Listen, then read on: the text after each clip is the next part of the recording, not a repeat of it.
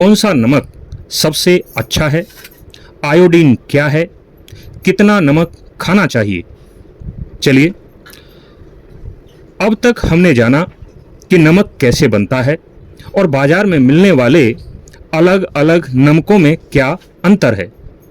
लेकिन अब हम इस पूरी सीरीज के सबसे महत्वपूर्ण और सबसे ज़्यादा पूछे जाने वाले सवालों पर आते हैं। आखिर कौन सा नमक खाना चाहिए? सबसे पहला सवाल। दूसरा, क्या सफ़ेद नमक छोड़ देना चाहिए? अगला, क्या सेंधा नमक सबसे अच्छा है? अगला, क्या हिमालयन पिंक सॉल्ट पर ज़्यादा पैसे खर्च करना समझदारी है या फिर ये सब केवल सोशल मीडिया और मार्केटिंग का खेल है? चलिए जानते हैं। अगर आप भी नमक खरीदते समय कभी उलझन में पड़ जाते हैं तो यह वीडियो आपके लिए ही है। आज इस वीडियो के अंत तक आपको यह पूरी तरह समझ आ जाएगा कि एक सामान्य व्यक्ति के लिए कौन सा नमक सही है, आयोडीन की क्या भूमिका है और आखिर हमें प्रतिदिन कितना नमक खाना चाहिए। तो चलिए शुरुआत करते हैं सबसे बड़े भ्रम से। क्या कोई एक नमक सबसे अच्छा है? दोस्तों, आजकल सोशल मीडिया पर तरह तरह के दावे किए जाते हैं। कोई कहता है सफ़ेद नमक जहर है, कोई कहता है सिर्फ सेंधा नमक ही खाना चाहिए, तो कोई दावा करता है हिमालयन पिंक सॉल्ट में 84 मिनरल्स होते हैं इसलिए वही सबसे अच्छा है। लेकिन क्या वास्तव में ऐसा है? सच्चाई जानने से पहले एक बात हमेशा याद रखिए, दुनिया का लगभग हर खाने वाला नमक मुख्य रूप से सोडियम क्लोराइड ही होता है। चाहे वह सफ़ेद नमक हो, सेंधा नमक हो, समुद्री नमक हो या हिमालयन पिंक सॉल्ट, सभी में सबसे अधिक मात्रा सोडियम क्लोराइड की ही होती है। यानी शरीर सबसे पहले यह नहीं देखता कि नमक सफ़ेद है या गुलाबी, बल्कि यह देखता है कि आपने कुल कितना सोडियम लिया है। यही सबसे महत्वपूर्ण बात है। सफ़ेद नमक क्या वास्तव में खराब है? देखते हैं। अब बात करते हैं सबसे ज़्यादा बदनाम नमक की, यानी साधारण आयोडीन युक्त सफ़ेद नमक।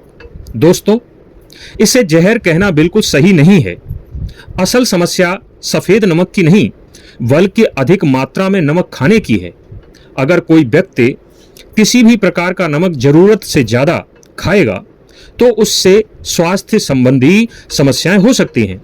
इसलिए केवल रंग देखकर किसी नमक को अच्छा या बुरा कहना वैज्ञानिक दृष्टि से सही नहीं है।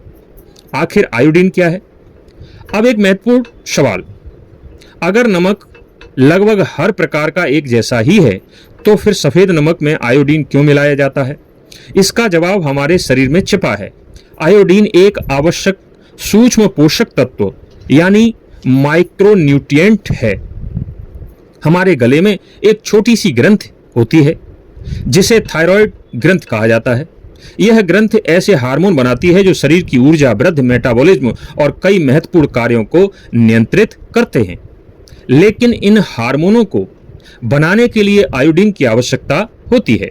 यदि लंबे समय तक शरीर को पर्याप्त आयोडीन न मिले तो थायराइड ठीक से काम नहीं कर पाता, गले में सूजन यानी घेंघा हो सकता है, थकान रहने लगती है, बच्चों में मानसिक और शारीरिक विकास प्रभावित हो सकता है और गर्भावस्था के दौरान आयोडीन की कमी बच्चे के मस्तिष्क के विकास पर भी असर डाल सकती है।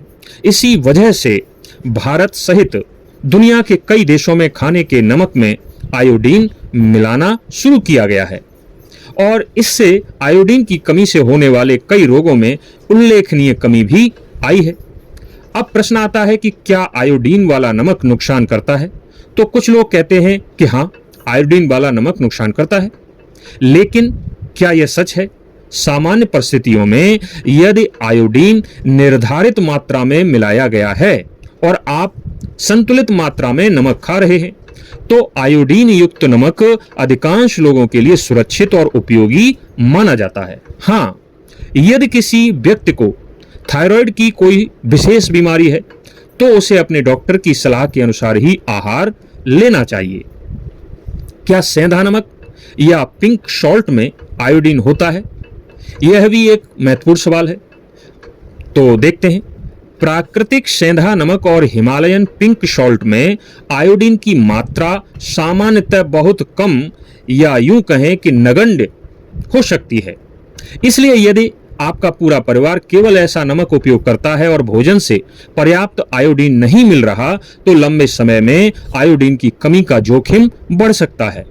इसलिए केवल सोशल मीडिया देखकर नमक बदल देना हमेशा समझदारी नहीं होती।